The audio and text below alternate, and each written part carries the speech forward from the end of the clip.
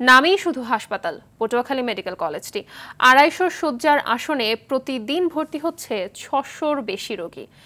এ চাপ সামলাতে হিমশিম খেতে হচ্ছে ডাক্তার, নার্স ও কর্মচারীদের। এছাড়াও সংকট রয়েছে ওষুধ, যন্ত্রপাতি, খাবার ও নিরাপত্তারও। সমস্যা সমাধানে বিগত দিনগুলোতে এমপি, মন্ত্রী, সরকারি আমলা সহ সবাই প্রতিশ্রুতি দিলেও সমাধান হয়নি আজও। পটুয়াখালী প্রতিনিধি মুফতি সালাউদ্দিনের তথ্য ও চিত্রে বিস্তারিত জানাচ্ছেন লামিয়া তানসিন মাহমুদ। ২০০৫ সালে ১০০ শয্যা থেকে ২৫০ শয্যায় উন্নীত হওয়া হাসপাতালটিতে গেল ২০ বছরেও তেমন কোনো পরিবর্তন ঘটেনি। ৫৮ জন চিকিৎসকের মধ্যে আছেন কেবল ১৯ জন, ৪০ জন পরিচ্ছন্ন কর্মীর মধ্যে আছেন কেবল ৪ জন।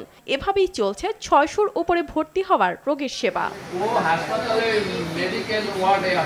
ফ্লোরে, বারান্দা কিংবা মেঝেতে জিনিসের চেয়ে বেশি রোগীরা। হাসপাতালের এ চিত্র প্রতিদিনের। ভেতরে ও বাইরের ময়লা আবর্জনা স্তূপ এবং বাথরুমের দুর্গন্ধে ভর্তি হওয়ার রোগী সুস্থ হওয়ার বদলে হচ্ছেন আরো অসুস্থ। শিশু ওয়ার্ডের চিত্র আরো ভয়াবহ।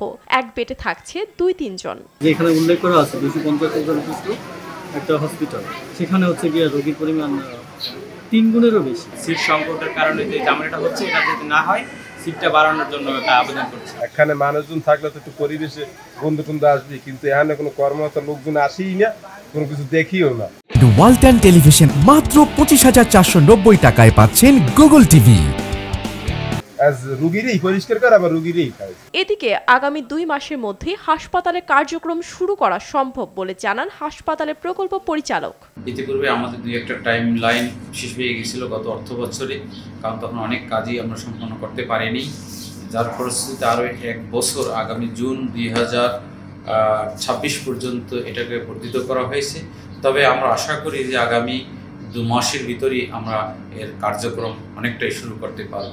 তবে নতুন ভবনটি চালু হলে কিছুটা হলেও সমস্যার সমাধান হবে বলে জানান হাসপাতালের তত্ত্বাবধায়ক। ১৪ সাল থেকে এখানে মেডিকেল কলেজ হাসপাতালের একটা প্রকল্প শুরু হয়, কিন্তু আজ ২০২৫ সালে এসেও কিন্তু আমাদের সেই ৫০০ শয্যা হাসপাতাল আমরা চালু করতে পারি নাই। আমরা এখনো সেই ২৫০ শয্যা সদর হসপিটালে আমরা চিকিৎসা দিচ্ছি। বিপুল সংখ্যক রোগী এবং এদের সাথে যে বিভিন্ন দর্শনার্থী আসেন, এই বিপুল সংখ্যক জনগণের মধ্যে থেকে তাদেরকে পরিপূর্ণ সেবা দেওয়াটাও একটা দুরূহ ব্যাপার হয়ে যাচ্ছে।